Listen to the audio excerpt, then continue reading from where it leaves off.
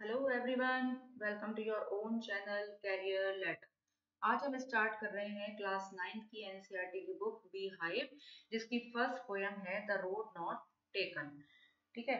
इस पोयम के जो राइटर हैं वो हैं एक बहुत पॉपुलर राइटर हैं जिनका नाम है रॉबर्ट फ्रॉस्ट।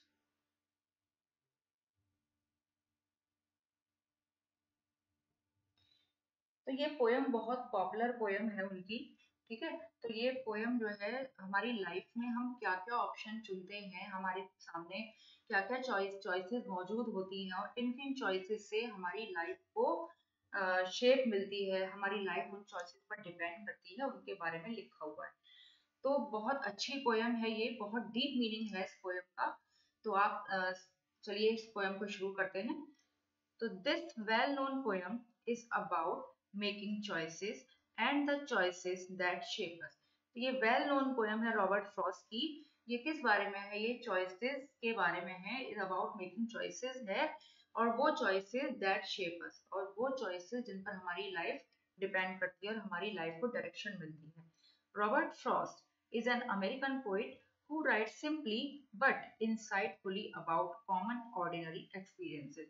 तो रॉबर्ट फ्रॉस्ट एक अमेरिकन पोइट हैं जो बहुत सिंपली तरीके से लिखते हैं, साधारण तरीके से लिखते हैं, और उन्हें लाइफ के कॉमन और ऑर्डिनरी जो साधारण बिल्कुल चीजें हैं उनके बारे में उनको डीप नॉलेज है। ठीक है। तो बहुत सिंपल वर्ड्स में अपनी बात कह देते हैं, लेकिन बहुत डीप नॉलेज होती है, बहुत डीप मीनिंग होता है उस वर्ड्स का। तो चलिए देखते हैं उस पोयम में क्या लिखा है उन्होंने। तो ये पोयम में डिस्क्राइब किया है रॉबर्ट फ्रॉस्ट ने अपनी एक जर्नी को, जिसमें वो एक डेंस फॉरेस्ट से होकर गुजर रहे हैं। ठीक है।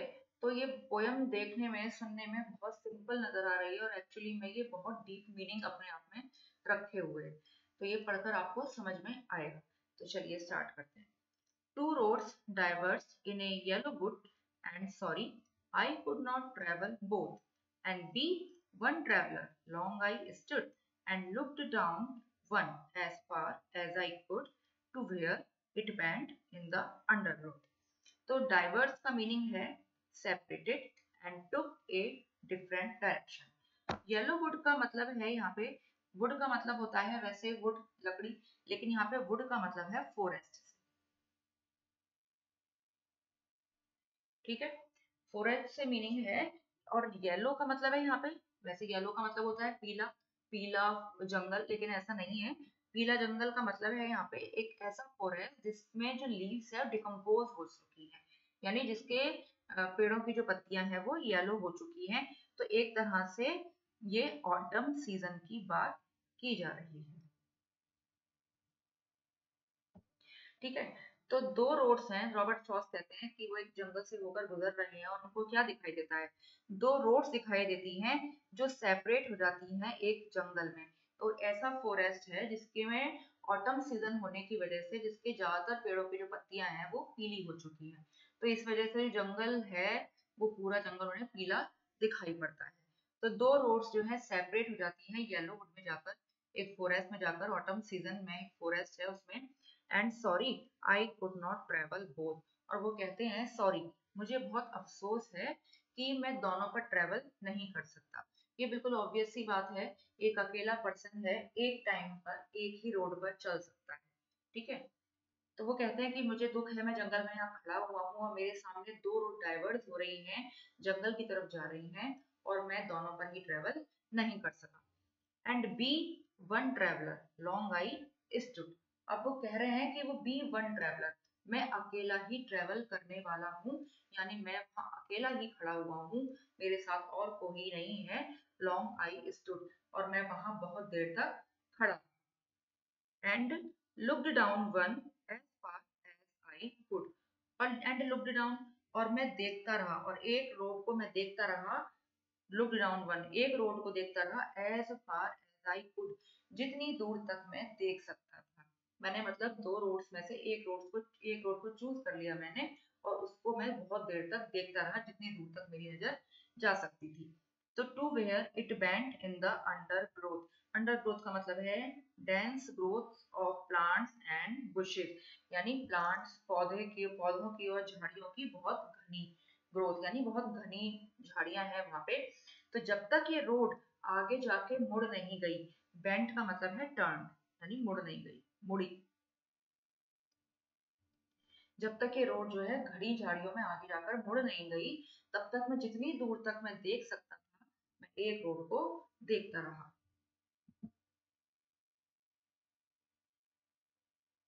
Then took the other, just as fair and having perhaps the better claim, because it was grassy and wanted wear, though as for that the passing there had warned them really about the same.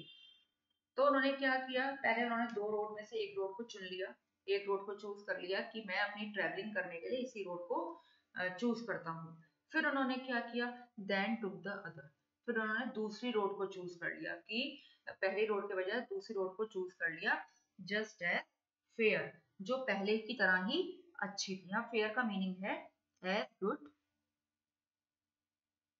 As the other one, यानी ये road भी उतनी ही अच्छी थी जितनी थी पहली वाली, ठीक है। एंड हैविंग परहैप्स, परहैप्स का मीनिंग शायद, the better claim, better claim का मतलब है यहाँ पे बेटर ऑप्शन, यानी क्लेम का मतलब हो गया यहाँ पे ऑप्शन। वैसे क्लेम का मतलब होता है दावा करना, तो उसका मतलब भी यहीं पे आता है कि इन्होंने दूसरी रोड को लिया कि मैं दूसरी रोड पर चलूंगा जो पहले की तरह ही बहुत अच्छी थी, और शायद इसी वजह से वो बेटर ऑप्शन थी उनके लिए। यानी वो रोड चाहती थी कि मुझ पर चला जाए, वो इतनी सुंदर थी कि वो उस पे उसको देख के कोई भी लगता, किसी को भी लग सकता है कि इस रोड को चूज किया जाए चलने के लिए। अब ऐसा क्यों था, because it was grassy and wanted wear, grassy क्योंकि ये घास से भरी हुई थी, हरी घास से ये भरी हुई थी, और वॉन्टेड वियर का मतलब है यहाँ पे हैड नॉट बीन यूज्ड, यानी जो अब तक यूज नहीं की गई थी। वैसे वियर का मतलब होता है घिस जाना, जब कोई एक चीज होती है जब बहुत ज्यादा यूज की जाती है तो धीरे धीरे वो घिस जाती है, उसको वियर कहा जाता है। तो ये सेकंड वाली रोड थी, ये ग्रासी थी, सुंदर थी, एंड वांटेड वियर, और अभी तक यूज नहीं की गई थी, यानी ये रोड चाहती थी कि इसको इस पर चला जाए और ये घिस जाए, ठीक है। Though as for that the passing there had warned them really about the same, ये warn का मीनिंग वही है जो वियर का है, यानी नॉट यूज। तो though as for the passing there, और जहां तक इन दोनों रोड से गुजरने की बात है, had want them really about the same, और दोनों ही सड़कों का जो यूज है ना वो सेम ही हुआ था, यानी उस पर इक्वली ही लोग चले हुए थे। दोनों ही रोड एक अच्छी थी, दोनों ही रोड सुंदर थी, क्योंकि उन्होंने पहले वाली रोड को चूज किया, फिर उन्होंने दूसरी वाली रोड को चूज किया जो पहले की तरह ही अच्छी थी, लेकिन वो ग्रासी थी, ठीक है। तो वो देखने में ज्यादा सुंदर थी, लेकिन इक्वली दोनों रोड्स को यूज किया गया।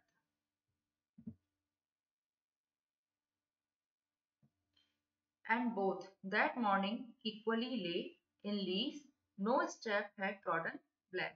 यहाँ lay in leaves का मतलब है covered with the leaves,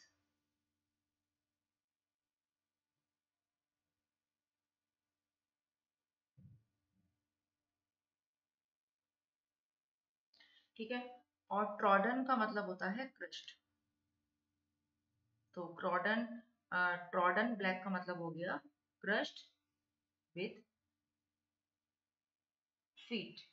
तो बोथ दैट मॉर्निंग इक्वली ले, और उस सुबह क्या हुआ, उस सुबह जब पोइट ने देखा दोनों ही रोड्स इक्वली ले इन लीव्स, दोनों ही रोड इक्वली बराबर रूप से पत्तियों से कवर्ड थी, यानी दोनों रोड्स पे बराबर मात्रा में ही पत्तियां बिछी हुई थी।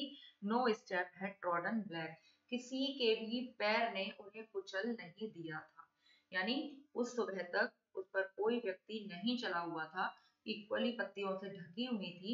और जैसे हरी पत्तियों पे अगर अपने पैरों से हम कुचल दें तो उनका कलर काला हो जाता है, तो उसी तरह से था कि किसी भी स्टेप ने, किसी के भी पैर ने अभी तक पत्तियों को कुचला नहीं था, यानी हरी पत्तियां ही बिछी हुई थी। Oh I cap the first for another day, अरे मैंने पहली वाली सड़क को किसी और दिन के लिए रख लिया, यानी मतलब ये है कि मैंने सेकंड वाली रोड चुन ली बाद में, तो मैंने पहली वाली रोड जिसको मैंने सबसे पहली बार चूज किया था उसको मैंने सोचा कि मैं किसी और दिन इस पे ट्रेवल करूंगा। Yet knowing how way Leeds on two way, I doubted if I should ever come back.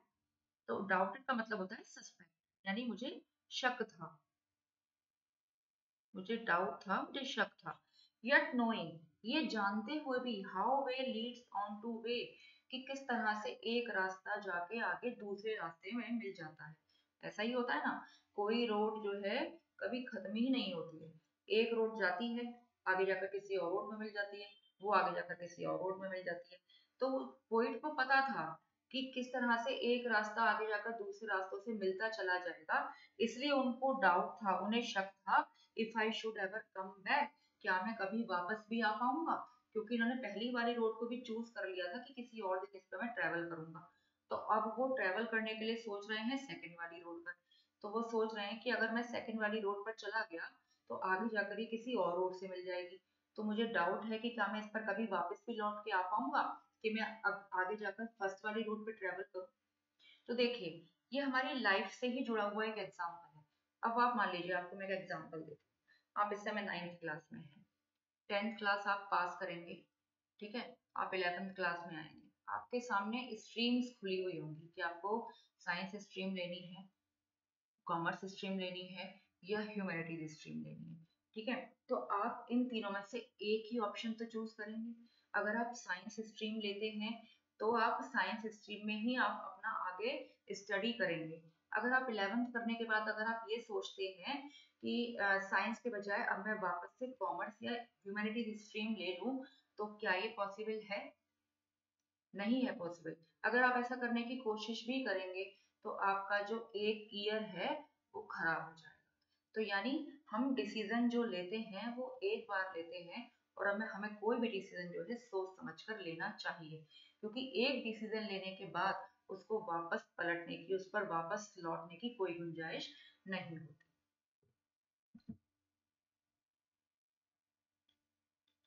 I shall be telling this with a sigh. Somewhere ages and ages hence. यहाँ पे hence का meaning है in the future. Two roads diverge in a wood and I shall be telling this with a sigh. यानी मैं आज से, ages and edges का मतलब हो गया कई युगों बाद, इन द फ्यूचर, भविष्य में, आज से बहुत सारे युगों के बाद, बहुत सारी एजेस के बाद कहीं मैं इस बात को बड़े डीप रिलीफ के साथ बताऊंगा। साही का मतलब है डीप रिलीफ। इस बात को मैं कहीं बता रहा हूँ चैन की सांस लेते हुए, डीप रिलीफ के साथ बताते हुए, कि two roads diverged in a wood, कि दो रोड जो है एक जंगल में जाकर सेपरेट हो गई, डाइवर्स हो गई and I took the one less travelled by and that has made all the differences. और मैंने वो रोड ली, वो रास्ता लिया मैंने जिसको कम लोगों ने ट्रेवल किया था। ठीक है, यानी मैंने वो ऑप्शन नहीं चुना, वो मैंने अपनी लाइफ में वो चॉइस नहीं ली जिसको ज्यादातर लोग चूज करते हैं। मैंने सबसे अलग एक अपना एक सेल्फ डिसीजन लिया, और that has made all the difference, और जिसकी वजह से ही मेरी लाइफ में जो भी चेंज हुआ, वो चेंज उसी मेरे डिसीजन की वजह से हुआ। ठीक है, तो आप इसका पोयम का सेंस समझ रहे होंगे कि हमारी लाइफ में क्या होता है। हमारी लाइफ में बहुत सारी डिफिकल्टीज आती हैं, और ये सभी के साथ होता है। तो उन डिफिकल्टीज से निपटने के लिए हमारे पास बहुत सारे ऑप्शंस भी होते हैं, बहुत सारी चॉइसेस भी होती है। तो हमें उन चॉइसेस में से किसी एक चॉइस को चुनना पड़ता है, अपने लाइफ के लिए एक चॉइस को चुनना पड़ता है। ठीक है, तो उसी चॉइस पर, चाहे वो अच्छी है चाहे वो अच्छी नहीं है, उसी पर हमारी लाइफ डिपेंड करती है। और हमें किसी भी चीज को, किसी भी डिसीजन को बहुत सोच समझ कर लेना चाहिए, क्योंकि अगर हम कोई एक बार डिसीजन ले लेते हैं तो उसी पर हमारी लाइफ बेस्ड हो जाती है, और हम उस डिसीजन को पलट कर किसी और डिसीजन को चूज नहीं कर सकते। ठीक है, तो आपको ये पोयम समझ में आ गई होगी। तो आप मुझे कमेंट करके जरूर बताइएगा आपको ये चैप्टर कैसा लगा। और don't forget to like, share and subscribe the channel.